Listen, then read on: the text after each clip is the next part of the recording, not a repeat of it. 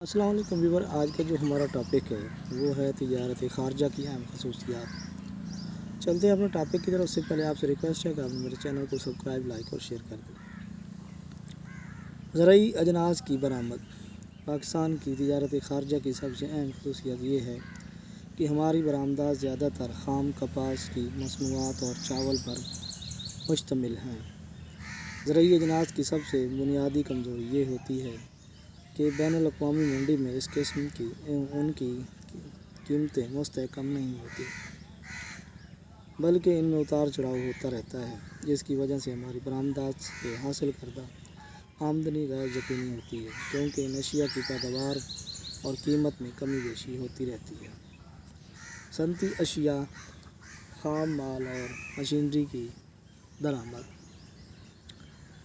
ہماری درآمدات میں زیادہ تر اشیاء، سرمایہ، صنعتی خام مال اور اشیاء صارفین شامل ہیں۔ ان اشیاء کی قیمتیں بین الاقوامی منڈی میں بلند ہوتی جا رہی ہیں، جس کی وجہ سے ہمیں اپنی درآمدات کے لیے زیادہ مقدار میں زر مبادلہ خرچ کرنا پڑتا ہے، اور ہمارا توازن تجارت ہمارے حق میں نہیں رہتا۔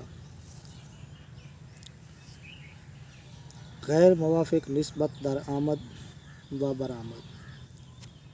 نسبت درآمد و برآمد بھی ہمارے حق میں نہیں ہے۔ ہماری برآمدات کی جتنی مالیت ہمیں وصول ہوتی ہیں، اس سے زیادہ ہمیں اپنی درآمدات پر خرچ کرنا پڑتا ہے، کیونکہ زرعی اجناس کی قیمتیں کم ہوتی ہیں۔ اس کے مقابلے میں اشیاء، سرمایہ اور مصنوعات کی بھاری قیمتیں ادا کرنی پڑتی ہیں۔ محدود برآمدات و لامحدود درآمدات۔ جہاں تک پاکستان کی برآمدات کا تعلق ہے، ان کی تعداد بہت تھوڑی ہے، جن میں خام کپاس، سوتی کپڑا، سوتی دھاگا، چاول، کھیلوں کا سامان، چمڑا، آلات جراحی اور قالین وغیرہ شامل ہیں۔ اس کے برعکس درآمدات کی فہرست بہت طویل ہے۔ ہماری ضروریات زندگی سے لے کر صنعتی خام مال اور بھاری مشینری تک دوسرے ممالک سے درآمد کرتے ہیں۔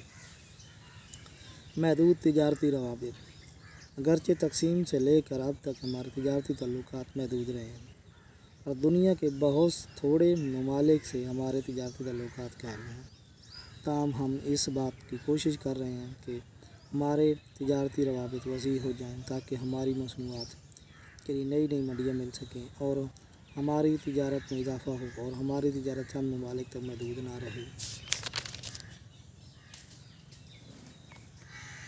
پابند تجارت۔ ہماری تجارت عام طور پر نجی تاجروں کی معرفت ہوتی ہے، البتہ حکومت نے انہیں چند ضوابط کا پابند کیا ہوا ہے۔ جہاں تک ضروری اشیاء مثلاً دفاعی سامان، مشینری اور غلے کی درآمد کا تعلق ہے، حکومت ان اشیاء کو خود باہر سے منگواتی ہے۔ بعض اشیاء کی تجارت ٹریڈنگ کارپوریشن آف پاکستان کے ذریعے ہوتی ہے۔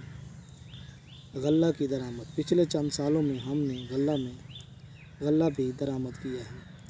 حالانکہ ہمارا ملک بنیادی طور پر ایک زرعی ملک ہے، اور یہ بات ہمارے لیے کافی تشویشناک ہے کہ غلے جیسی زرعی جنس بھی باہر سے منگوائیں۔ اب بھی گندم، چینی، دالیں، گوشت اور پیاز وغیرہ باہر سے درآمد کرنا پڑتے ہیں، اس لیے بھارت کا بارڈر کھول دیا گیا ہے۔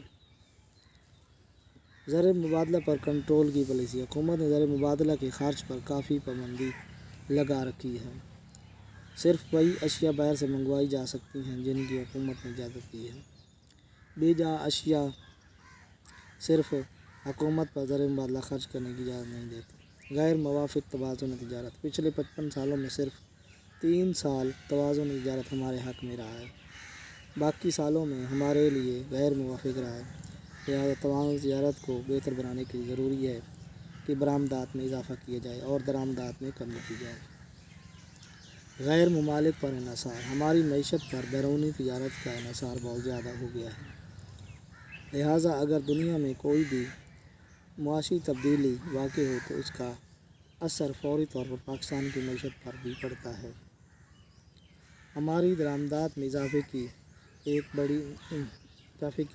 وجہ یہ بھی ہے کہ دنیا میں تیل کی قیمتوں میں بڑی تیزی سے اتار چڑھاؤ ہوتا رہتا ہے۔ اور اس کا اثر ہماری معیشت پر بھی پڑتا ہے۔ اس سے ہمارا توازن تجارت مزید خراب ہوتا ہے۔ آج تک اتنے ہی، نیکسٹ ویڈیو ملتے ہیں۔